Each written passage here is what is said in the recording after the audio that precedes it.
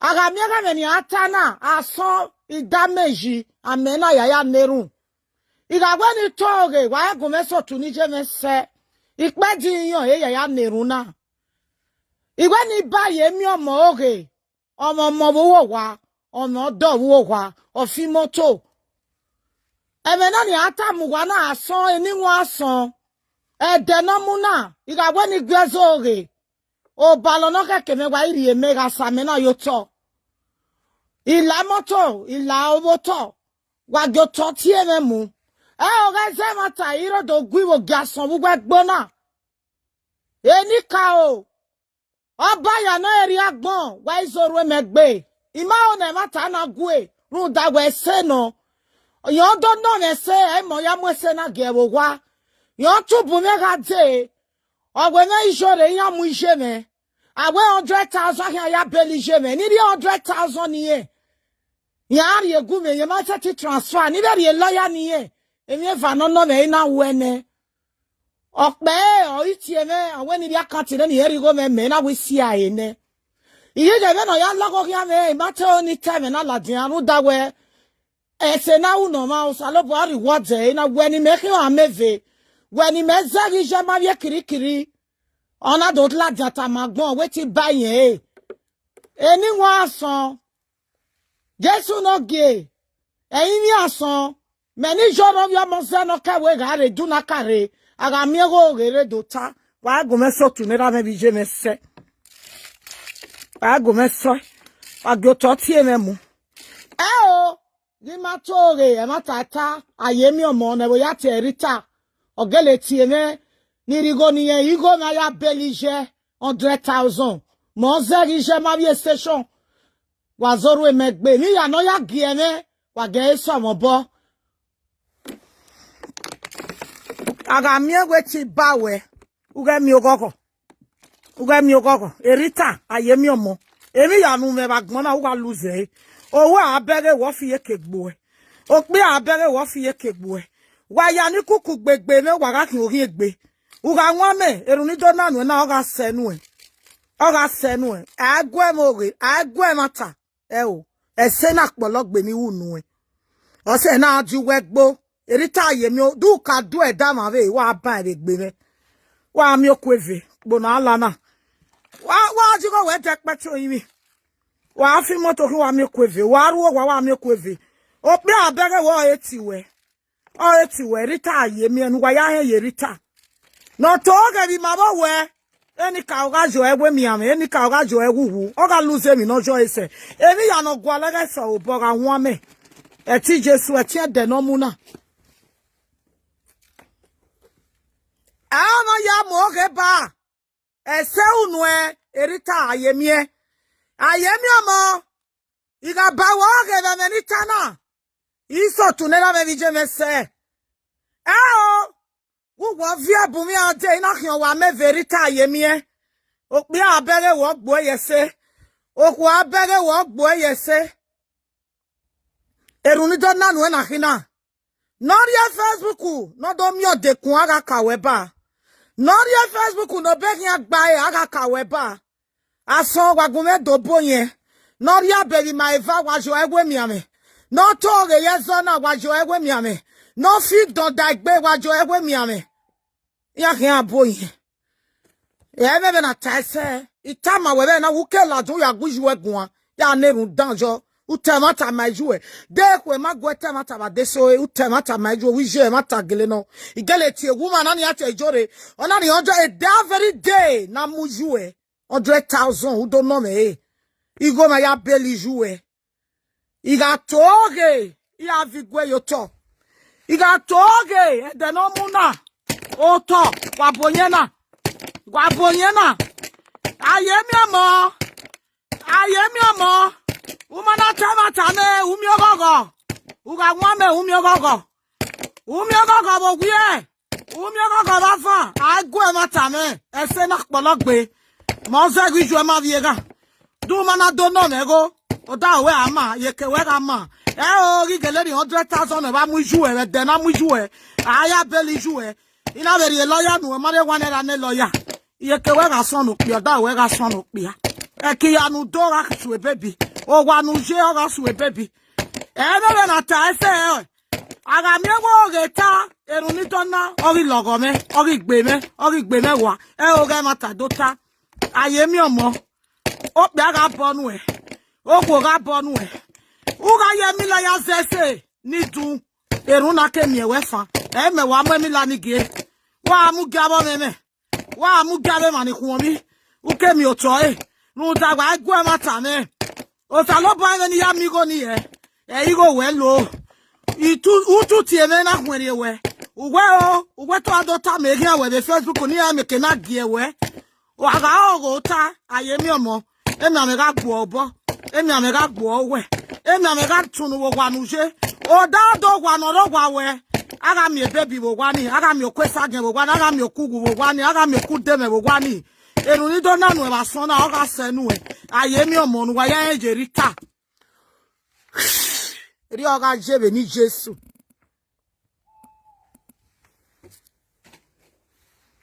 wa ri agbon ba ri abe ugwe le gbe ba mo oge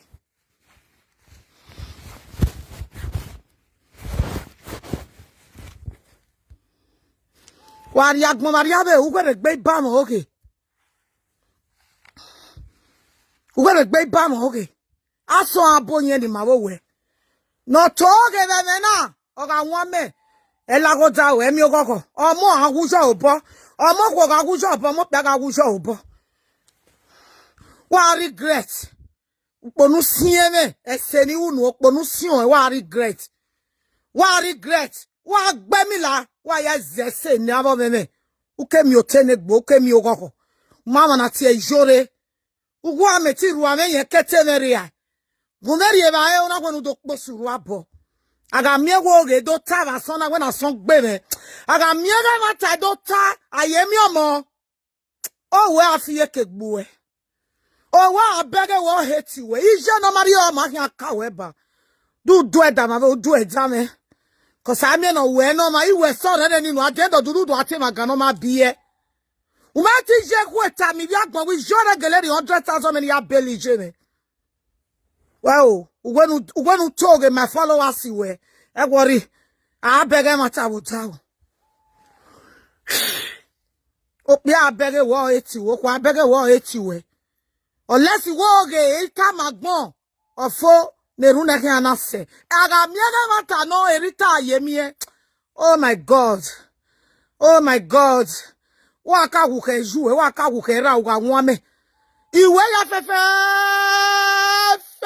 eya amuye ke dawe eseni pologbenu ayoweri lo eseni opologbenu ayoweri lo ikwe na ayoweri leseni eseni pologbe ma time mama the only people need time on se me no pia keko temo be ege ofo ima e ba fi e lati be Facebook one day ima e tag ogwenu file kwa na ima tie I keep it even that minute na ma can tell the time when it tie ya mama o go tell na go no na ni me happy Vije me mo zege ma bi station.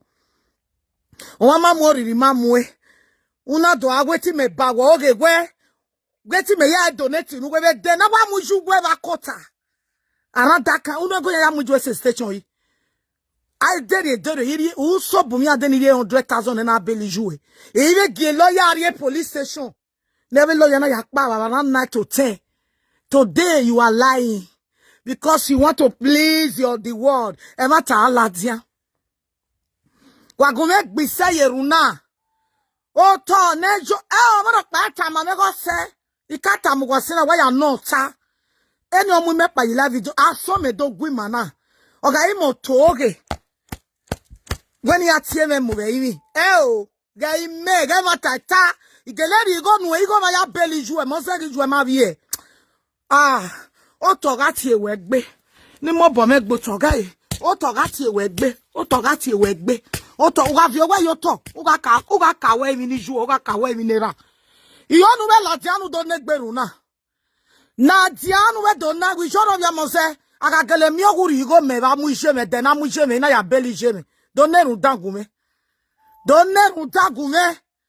na gume nu na gegbo ebe ni wa be we na meke na mo no tenata ati unu kare Facebook me mi egbono na de wa mi ere gbe unless go geni ejoreta mo video na giju eju anowota udu omo down we ra me jo ma ti confess my ju ni jo ribu de nu we je ma tagle ne woman na 100,000 me after some months iri e gona when see ai me that donate go ni ju me donate go ni ju one dia the only donation I give you or a donation I ya daga no 400,000 very no ebudo 100,000 yen no ebudo me de that after mu ju ya donate go na I don't know e de na mu ju e uso bu mi ado uma oni ju e bieva on a statement you no make ima oni je me bieva ya we 100,000 ye tetra ni we go man or ma possible oh yet forgive eh akpa we to wata we ijore ni ma we na aku o se ni na no we de oria mo ku ige no we o wa la me ho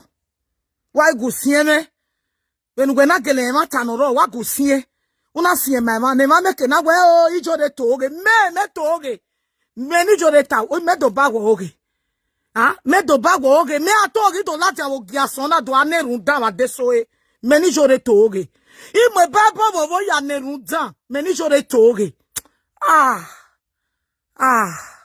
wa hin to no gberi obo se ti sere we o ma na confess nenu ta magbon we ma ta joro bi omo zeno ki do na kare e ma ta gele ta imagine ya ta ekwe ga amu me dekwe no mu we no na ri wi dekwe no mu we no na ri ebo yi dekwe no mu we yi ese ni me unu we esuwe luwa we mo ya to bo me jigo no ma onu na ubu utie me bi ro wa va mu jouer that very day uwoge no wo ma tie me ayemi omo we ma ti jore ni 100,000 we nu na send that card the egume secretary na the money no we ayemi omo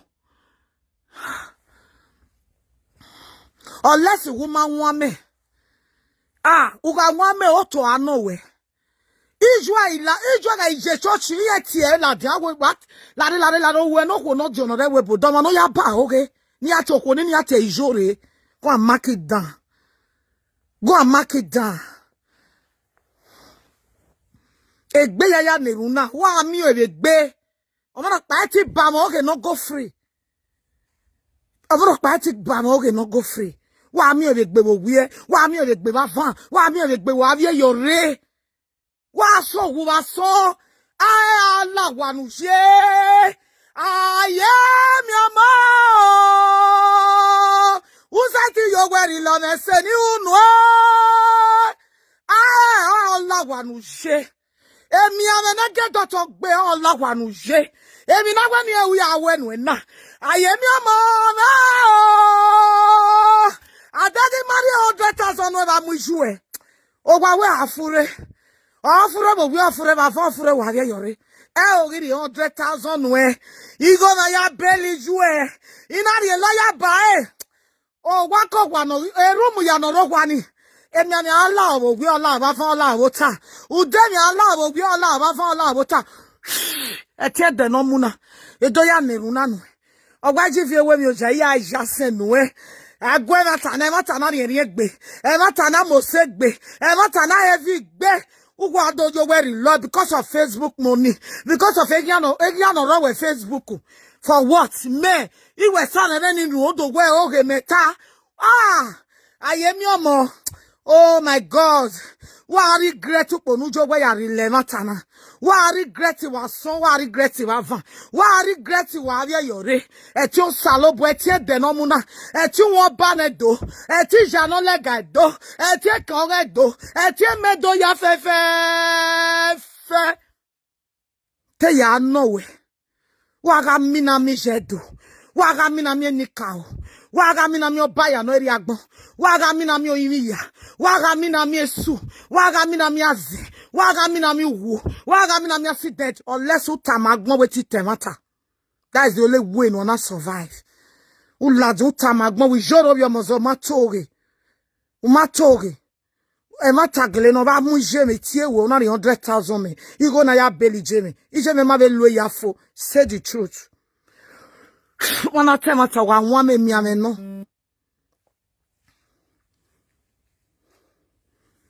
any back committee blockade wa wag me back committee Germany blockade on a gelese on a esap magiri any back committee I will block you okay on a essay Oluga ni we hello me €50 ijano o. Ono na abu mi adiowa. I mozewe esi adima wije. E togwe ne sono aya mujare police station. Ogo ge meta ayemi omo. Ugo ge meta. At the end of the day, walk your back in. At the end of the day, what can ma be me? Ah, Uwe ever tana go we go salopa exist. Uwe ga exist. Ever tana ona gwe. Uwe ga exist. Uwe go ge wana joge ya we saga aja wogo me. Ese na kina ese luga ni saga. Ese oluga ni saga. Wa regret. Wa regret wa so wa go je. Imagine jo de guy we ese no uno maga gwe. I prefer no what imasi wasana imagwe no dorigo me imagwe igo ni rie no ni dorie me igwe ni ya je were we wa be zuo kere u be jese ni unu e ko se so no to no ma kan we iye egwe to da we ma de ba we gbe orin awe bet utemata so ya to ri do laja wo gi asan do so ma son na pa yawe 7 days yawe akwa ibe die mana day 2 o'clock ya finish YouTube day 1 o'clock I am coming here omono pa to ge yo mo hu e mata no wa de simple ima o we ku na we seni nu de no gireba wa ku sie nu de hian gewe o mana ge mama se na via Oma na gema mase na via bogire bagwe yes ijore ima o we ku o se nu na we se na me ima tu bogia me agutie destiny ma we enu e me ma be o ma be ta ma me hin ti o ma be ezoro ne me kedo an go ti o ma be o a me video pa no wo fi efa o wi ijore be ya me na I me surprise we e boni bu na involve ma bo e ma gun go dogi me wa we that very day. I don't know.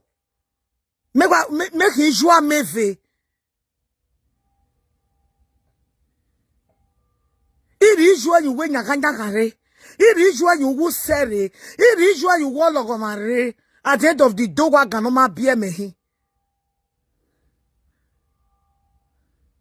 Uwa ganoma bie mehi. The when you get a magbon eseni uni joue. You get teve na. Because again I hate or what we may go name my brabe mani agmina mina with demanigi go na why ever so bumeri amu jue una so bume wa ami na that from ti wata imeka sunu jo we no ina gwa we highway say na okpa moto bomeri ne vaya to pian no me